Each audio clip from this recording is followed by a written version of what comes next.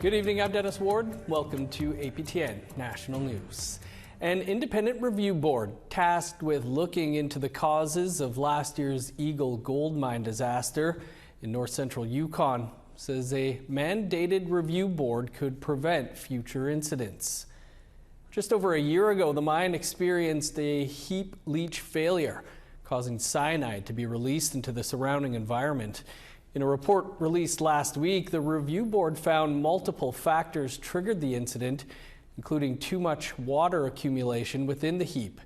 Engineer Mark Smith sat on the board and co-authored the report. He said at a technical briefing on Tuesday that tailings dams under mandated review boards have never failed and suggests the territory form its own board for significant projects like the Eagle mine. You can manage that through the factors that we've said, we've recommended. In tailings, the failure rate, and these are harder facilities that fail more often, the failure rate of tailings dams with review boards is 0. I would think we could get to 0 or very close to 0 with review boards on heap leaching. To Ottawa now, where the federal procurement ombudsman released his latest report on Tuesday morning with a number of recommendations on how the federal government can improve its methods of contracting out to private businesses. Alexander Iglich reports call for the establishment of a chief procurement officer and one set of rules for how the government awards contracts. There's also a recommendation to use artificial intelligence to modernize the system. The report also contains a section on Indigenous procurement, noting problems with the Indigenous Business Directory, how Indigenous businesses are verified, and contracts awarded to businesses misrepresenting themselves as Indigenous. The Ombudsperson office is set to release a full review of Indigenous procurement practices in March 2026. I can simply say that we will have a lot to say on this subject kind of in the near term, because there are issues that are reflected, both what we heard in the previous Parliament and I think what we're seeing as part of the preliminary review in our report. So please do follow that closely. We anticipate obviously reporting to parliamentary committees at the time of completion. Well, unlike other Mohawk communities in Quebec, Kahnawake does not have any regulated cannabis stores. But that may soon change. Some community members are against opening pot shops, with more than 100 people protesting outside of the Band Council office back in April. As Savannah Craig reports, tensions around the issue have been growing, resulting in no one currently on the community's cannabis board. That's where it all starts, with these ladies. So that's how I became, and that's where my children continued. Darlene Alfred is a grandmother and a great-grandmother. I don't take any type of cannabis. I never have, but what I was looking at was getting involved because I have a lot of grandchildren growing up. Grandchildren that she says she's looking out for. I wanted to see more of regulations, controlling. I didn't want it to become an industry where you have 181 stores selling cannabis products. That's why she became a board member of Kahnawake's Cannabis Council Board, or the KCCB. License requirement and procedures. For the past year and a half, the KCCB has been up and running. Part of their job is to review applications for future cannabis stores, as regulation of cannabis could be in Kahnawake's future. Alfred says not everyone in the community supports it. The community is divided. The regulation of retail stores in Kahnawake has been on the table since the federal government legalized cannabis 8 years ago. We're telling you that you have to shut this thing down. Joe Diom is a representative of one of the longhouses in Kahnawake. He says some community members are against opening up cannabis stores. We don't want cannabis! More than 100 people marched to the council's office to protest the issue in late April.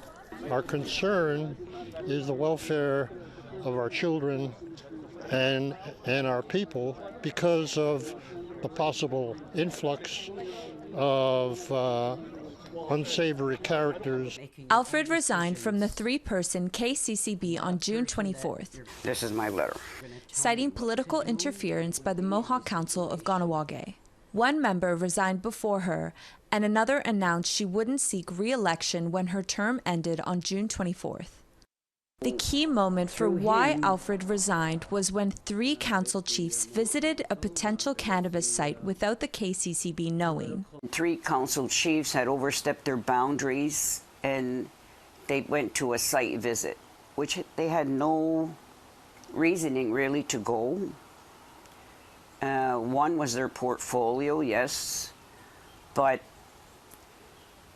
that was overstepping the boundaries of the board because of the simple fact that we don't know what transpired in there. She says the 3 chiefs are Jeffrey Daibo, Jeremiah Johnson, and Yahahio DeLille. At the beginning, it was a secret thing. So what happened was it took us, I would say, at least 4 weeks to find out who the 3 were. APTN News requested an interview with the Mohawk Council of Ganawage, but it did not respond before our deadline. APTN News spoke with Grand Chief Cody Diabo prior to Alfred's resignation, just days after enacting a 45-day moratorium on the retail sale of cannabis in Ganawage on June 11th. We're going to try to engage with as much people as possible during that time. The Grand Chief had vocalized his understanding to the community's protest to APTN News in April. It's an emotional situation, rightfully so. People are worried about their children, about their daily lives. We see what's happening in other places in terms of cannabis, unregulated cannabis industries. Despite division in the community, the council is moving forward with assembling a new board. The MCK put out a call on July 2nd, seeking 3 new individuals to serve on the KCCB. But Alfred says the council should listen to the community, which has already said no to any cannabis shops. They have to listen to the community because we are the stakeholders of the land.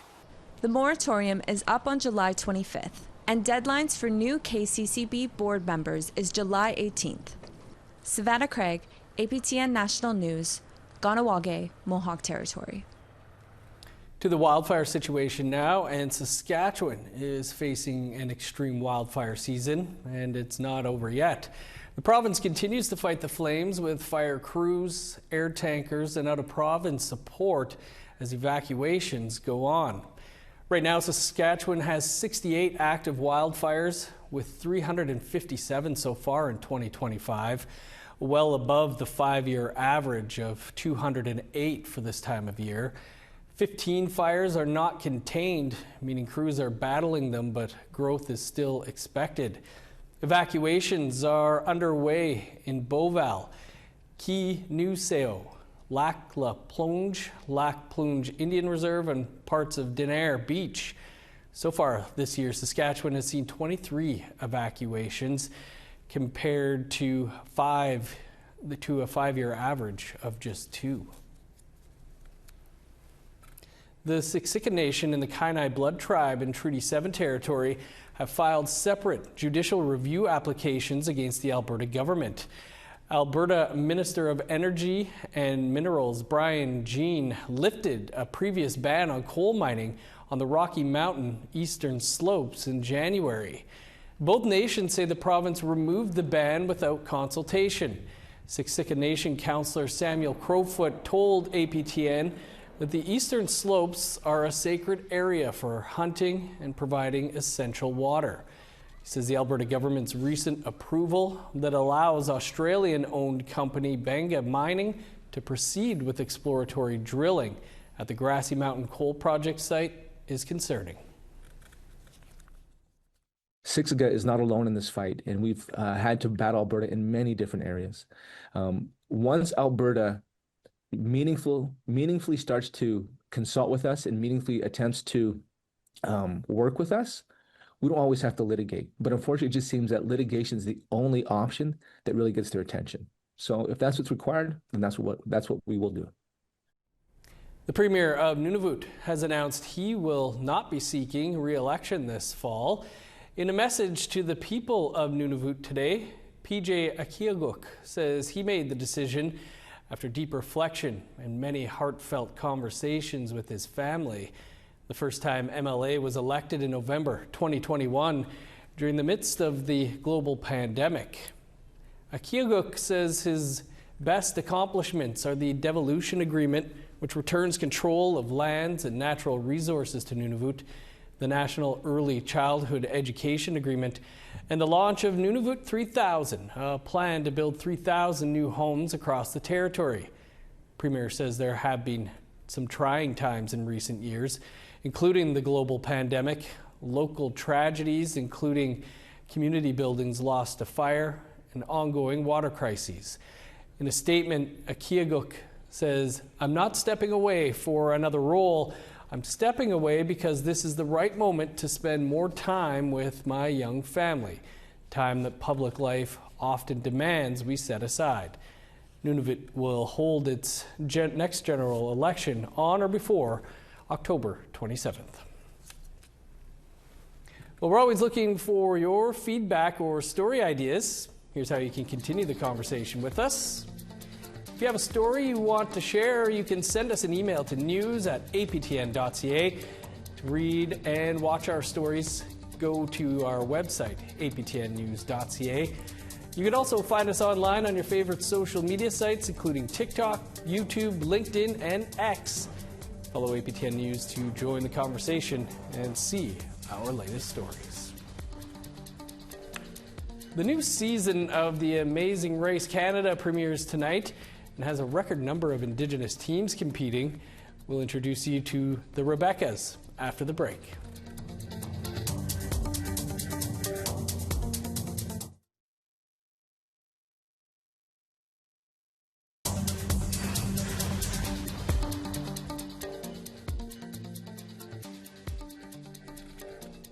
Welcome back. Now to British Columbia, where APTN's Tina House met a little girl who's finding creative ways to support her family while she battles a life-threatening disease. Marley Young is just 5 years old and had just started in kindergarten when she started to not feel well. She was diagnosed with B-cell acute lymphoblastic leukemia, known as B-all leukemia, and was medevaced from their home in Terrace to Vancouver, where she began receiving chemo treatments. The family is doing their best to support her, and her mother and aunt decided to start selling fry bread to make extra money, to help with living costs while away from home, and to bring in more family during this challenging time. And Marley is involved in every step in making the fry bread too. After spoon and slowly take it out. Now sprinkle it in the bowl.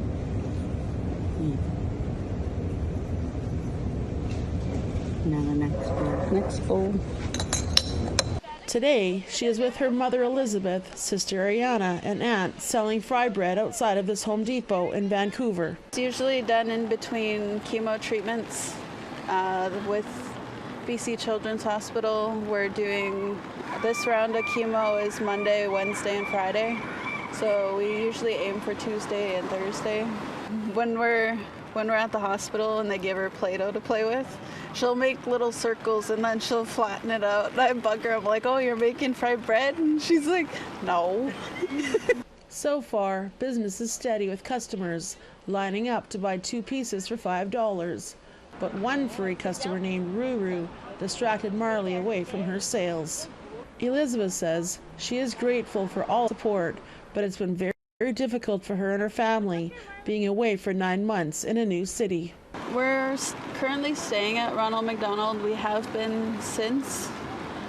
We finally got funding for groceries from Jordan's principal. That took a while.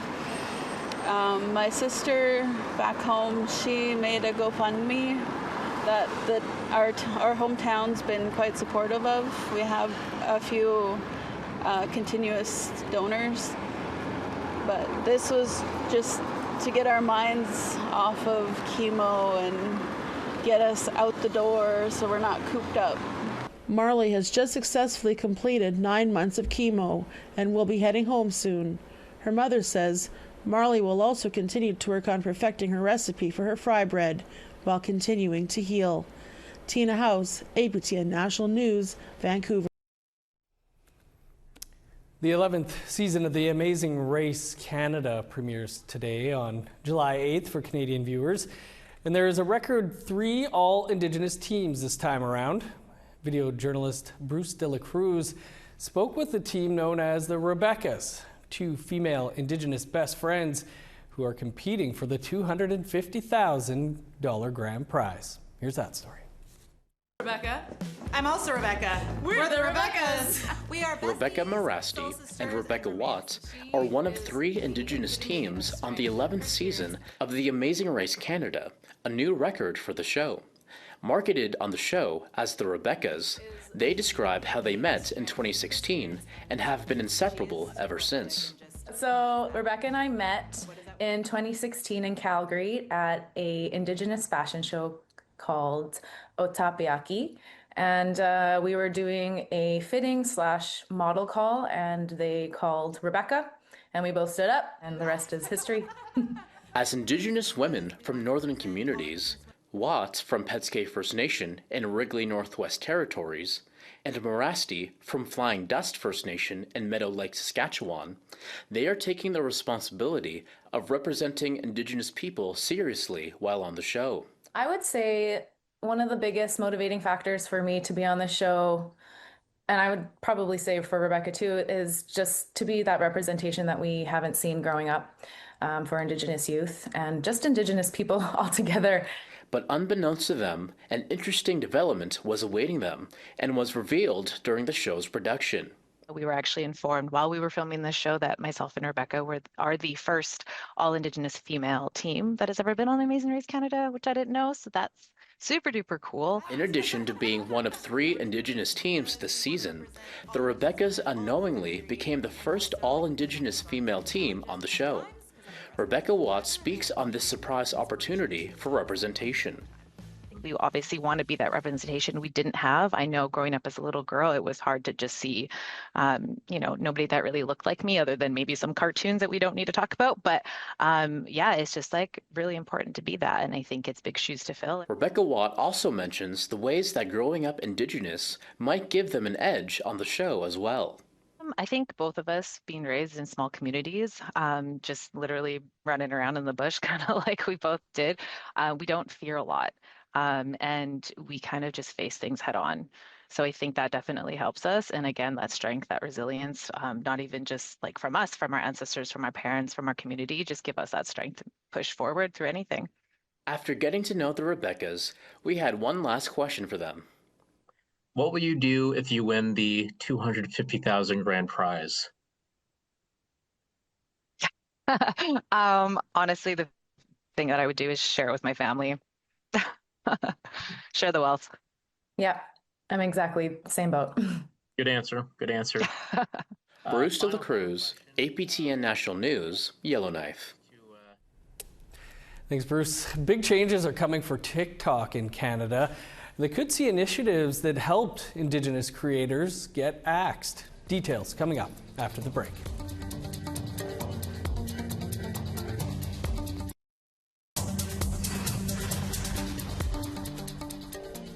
Welcome back. Time now for our photo of the day. And it was another fun day at West Hawk Lake, Manitoba for Gordon, the lovable bulldog. Gordon wants to remind everyone that water safety is a must. So this summer, wear a life jacket and be safe. Good message. Thanks for that, Gordon. You can send your photos to share@aptn.ca for the chance to be our next photo of the day. Now let's take a look at tomorrow's weather forecast. Starting on the East Coast, showers and 25 in Fredericton, 24 in Halifax, 21 in cloudy in Kuujjuaq, 16 in Nain. Rain and 26 in Montreal, showers and 22 for Val-d'Or, 23 with rain in Sault Ste. Marie, showers and 28 in Ottawa, 25 in Thunder Bay, rain and 23 in Sioux Lookout.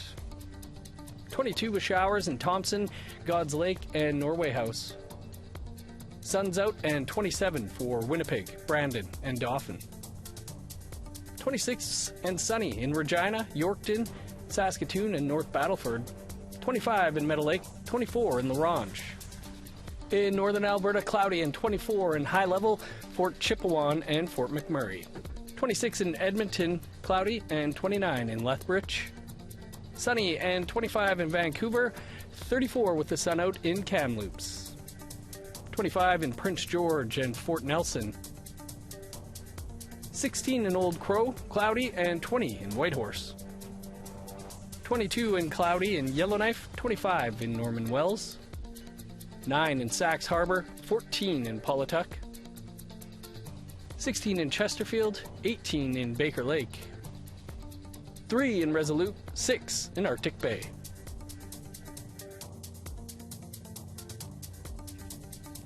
Social media giant TikTok has pulled funding for its cultural programs across Canada.